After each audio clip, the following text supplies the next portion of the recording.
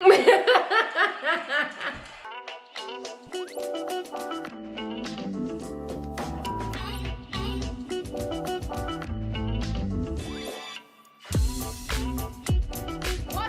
fam, it's your favorite girl Jay Shar coming back to you with yet another reaction video. If you have not read the title, I'm going to be reacting to Mr. Joey Diaz. Now, I've never seen any videos of him and I've never heard of him before you guys start recommending him to me.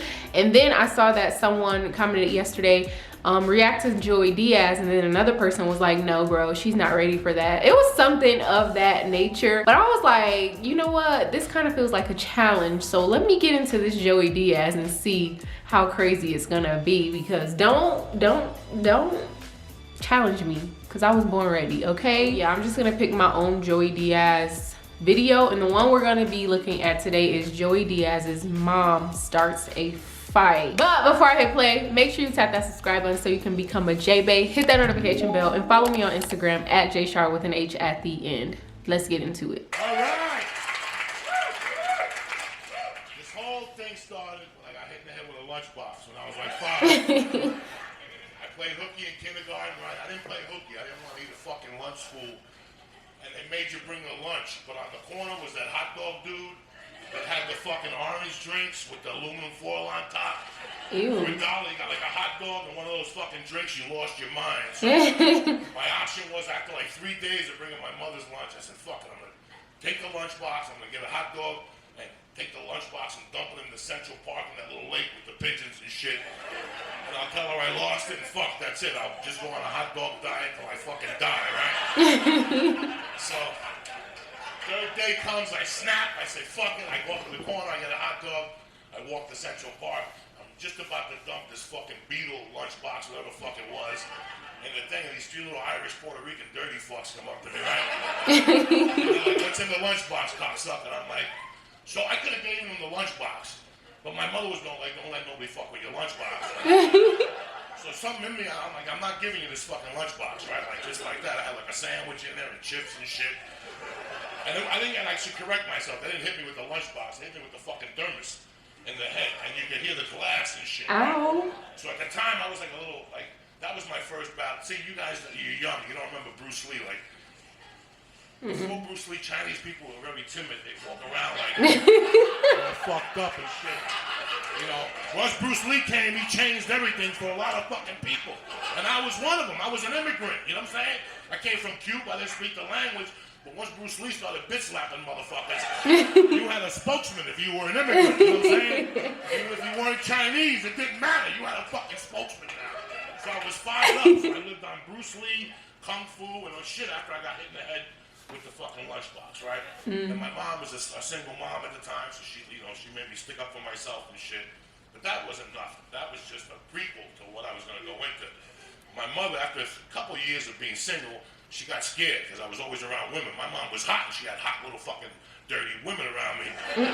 So she was always worried about me, that this kid's gonna be soft and shit. So she hooked up with this fucking guy, Juan Tuera.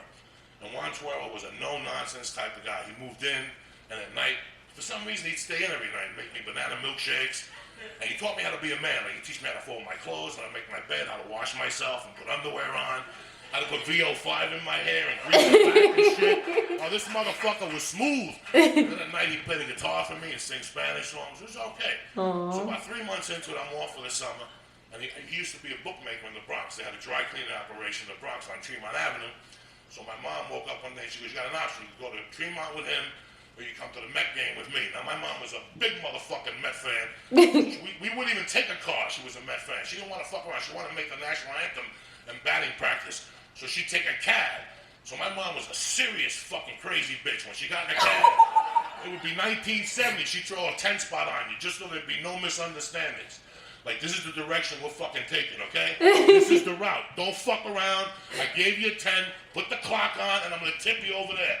Don't worry, I'm going to scratch my pussy and smoke pot back here. And drink and mix cocktails. But don't worry about me. It's me and my son. And my mom was fucking wackadoo. So she gives the guy a fucking 10. We're on the way, and the guy decides to take a better route. What a fucking mistake. What a fucking mistake. He hits traffic. So now him and her are arguing. And this is when, and no offense to nobody, this is before fucking immigrants came, like, This is when there was white cab drivers. Like, this guy was like fucking taxi driver. He was a white dude with like a fucking glasses and a beard. He was a burly guy. So they get into an argument on this BQE or whatever the fuck they're going. And my mother makes them pull off. So she goes, I want my $20 back. They start arguing about the $20 or $10, whatever the fuck it was. And the guy's like, I'm not going to give you the money back. So my mom goes, fuck it. All right. So she gets me out of the cab. And the guy opens his door. What a fucking mistake. And my mom pushes him and takes the ignition keys out. And in doing so, she cuts her hand. Big fucking mistake for this cab driver, right? So my mom knew how to work the fucking blood angle. So I'm like, Ma, you're bleeding. She's like, don't worry about it. I'm going to call the fucking police. I knew deep down in my heart my mom wasn't calling no fucking cops, right? So she goes to the payphone. She's wiping the blood on her face. She's a badass bitch. That's a Cuban Jewish woman. She knows there's a payday coming, right? She's wiping that fucking blood on her face. She looks like fucking Carrie, right? When she got hit with the bucket, right? I can't believe they remade Carrie. Is nothing fucking sacred? Is nothing fucking sacred? Julianne Moore, you cocksucker. So, my mother's on the phone, right? But I hear her talking in Spanish. The police department, they don't talk fucking Spanish. It's 1970, right? They don't talk Spanish. She hangs up the phone. She's telling the motherfucker, the cops are coming, bitch. Sit tight. And this schmuck is actually believing my mom. He's sitting there waiting for the cops with no ignition. So my mom had this dry cleaner / bookmaking operation on top of the dry cleaner, and the partner was Nelson, and then my dad worked for my mom in that office. So about 10 minutes in, I see the Mustang pull up, and it's Nelson driving, the Puerto Rican, and my stepdad's in the passenger seat. They get out of the fucking car, and I run over like a little fucking half a frag. I run over and grab my dad. I'm like, you're not gonna believe it, he hit mommy, oh my God, and all this shit. And Juan walks over to my mom, he sees the fucking blood, and I had known him at this point, maybe 6 months. His demeanor just changed. Ooh. And he just got fucking pale when he saw the blood. Like, he couldn't fucking believe it. And he just looked at the cab driver, and he grabbed me by the hand. So I walked up to the cab driver with him. And he didn't speak no English, right? He spoke like broken English, like, hey, what happened here, whatever the fuck. What happened here? ¿Qué pasó aquí, cojones? What happened? What happened? I want to know what happened. ¿Cómo se dice? How do you say what happened? What happened here? So the cab driver, that fucking bitch, she fucking took the keys and went from east to another. Now the guy had glasses. All right, now one day for sure, I was in the PAL on the corner, the police athletic league, and that's the first thing they teach you. Don't hit nobody with glasses. And I was like sending it to him telepathically, like Carrie. I was saying, don't hit a motherfucker with glasses. So he was holding my hand. All of a sudden, finally, he let go of my hand, and he pushed me like an inch. Like just a fucking inch. And he just went at this guy, guys. It was beautiful. He just started fucking punching this motherfucker. Pulled him down. He's punching him right in the fucking That face. was not He's his punching day. him in the face. It's New York in the 70s. Nobody's saying dick. He's just walking by. He's just punching this motherfucker. He's just hitting the motherfucker. And the guy's head is banging. And I'm like drooling. I'm fucking loving this. Bruce Lee can suck my dick. My stepfather's the king of New York, motherfucker. Fuck Bruce Lee. That's the movies. This is the bad Bronx. Okay. Fucking this motherfucker up. Right? And Nelson's standing there, my mom's standing there, like nothing. And I'm like, ha ha ha ha. And you know I fucking standing there. And the next thing you know, the cops really come, right? Ooh. But the car was double parked, the cab was double parked, and they couldn't see the guy getting beat up. So he got out like 20 feet away, and they got up like to see what the disturbance was. But Nelson and my stepdad were too badass. They got up, and I saw Juan do like a dick. And I go, this motherfucker's got a gun. They're gonna shoot the cops, right? No, he was going in his pocket.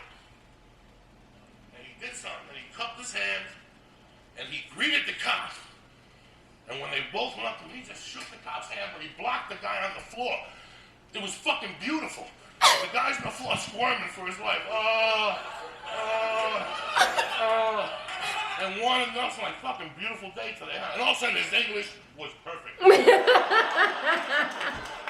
Beautiful fucking day for it, huh? And they're going back and forth, talking about the Mets and the Yankees. And finally, after 8 minutes, the cop goes, what's wrong with that guy? He had an argument with my wife. He came out and he fell or some shit. And that was the end of that. They go, fuck him. They popped up. And here's the beauty of it. We never talked about it. Half of you motherfuckers gotta have like a family meeting. What you saw today will never happen again. We never fucking talked about it. When I see him throw a beating on a guy like a year later for hitting a dog, right? I saw him fucking destroy a guy for hitting a dog. Then about a year later, I saw him shoot a guy on 148th Street at a Santeria party. Dig this one. What? He shot him in the fucking leg. I loved it. We even went to Riverside Drive and threw the gun in the Hudson. We never talked about that. In 2006, I was eating with my stepfather, and I'm like, hey, remember that time you shot Nico on 148th Street? He's like, I have no fucking idea. I don't know what you're talking about. But it's weird because it's funny and stuff, and you think about, you know, whenever like something happens at a school now, or there's like a problem with a kid, I always think about, fuck, you know, I grew up in a house with no artillery. Like, this motherfucker had silencers. He had fucking guns, he had knives, he was tremendous with a straight razor. Tremendous with a straight razor. Fucking amazing. I seen him shoot a guy one time with a pepper spray. He was tremendous with pepper spray. He was just a man of 1,000 weapons. And I don't fucking shoot nobody. I don't carry weapons, so it didn't affect me that way. But for years I thought, was it gonna affect me? And I got into fights and I got beat up. I'm no tough guy enough. But then something weird happened. I got married in 90 because I got this girl pregnant. And it didn't work out, right? I went to prison, got out, knocked her out, and it didn't get work. What? We had a kid together, so I tried to be a father, you know. And the divorce didn't work, and it was basically around this kid.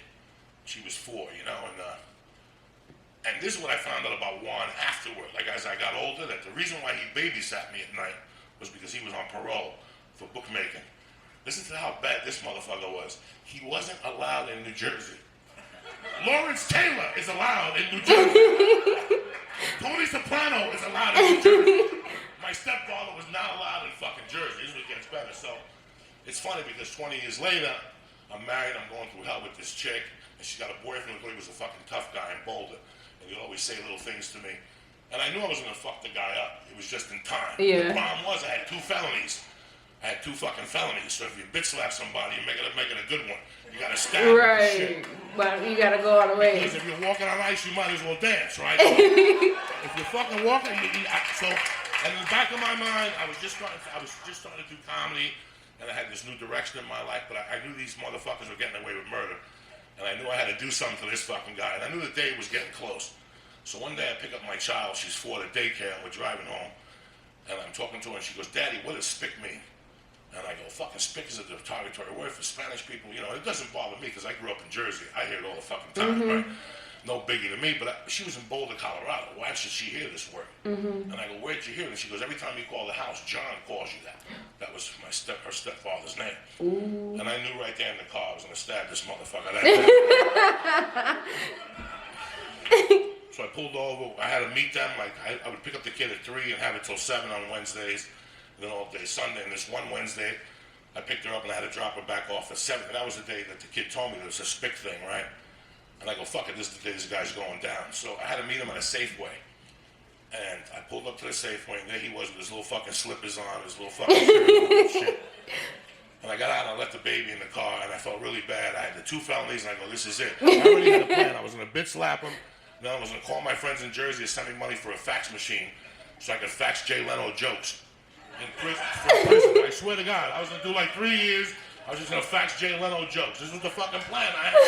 I already had a plan. Some people go to prison without a plan. I was going to prison with a fucking plan, okay? You laugh all you want, motherfuckers. Big difference. So I pull up to the Safeway and I look at this motherfucker and I get out and I go, John, I know we've had problems before, but I gotta ask you a question. Did you say spick when I called the house? And he goes, no, I didn't. I go, fucking John. She's 4 years old, she got blonde fucking hair and blue eyes. She couldn't hear that fucking daycare because they call Mexican beaners. Spick is never fucking used. So say it and I'll let you off the fucking hook real fucking easy. And he looks at me and I can tell he's getting nervous. And all of a sudden he's like, I'm calling the police. And I go, before you call the police, I'm gonna give you something to go. And I stare him down, I fucking punch him with everything I had, and I felt really bad about it. I hit him with everything I had. Everything bad that ever happened to me in my life, I took it out on this guy at that minute. And I punched him, and he looked at me all weird. And he goes, I'm calling the police. And I go, bam, one more fucking time. And then some lady's like, yeah, I'm calling the police. You know, some fucking Republican. No, should be minding her fucking business. I'm calling the police, so they all fucking call the police on me and shit. like a bunch of fucking whatever. And so I'm there with the baby trying to play like, you know, the good dad and shit, even though I fucked up. And 2 cops pull up, but I knew the 2 cops because I worked at a car wash and they used to always come in. And we talk about the Broncos, whatever all the mind fuck I had on my mind.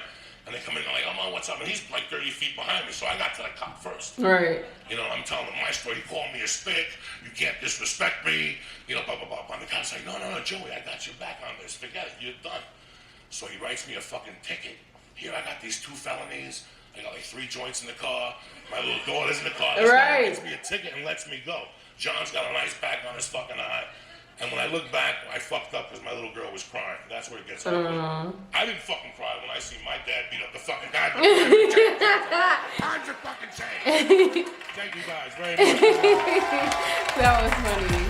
That was funny. Well, what I can say about that is I like the story time portion of it. It wasn't just punchline after punchline. I know like a lot of comedians try to overdo it, but I felt like I was more invested in that because you had to stay in tune with the storyline to know what was going on. I just like comedians who have more to bring to the table. I like comedians who also share true stories no matter how crazy they are. I reacted to an overdose video by Tom Segura and then you all let me know that it was actually a true story. I don't know.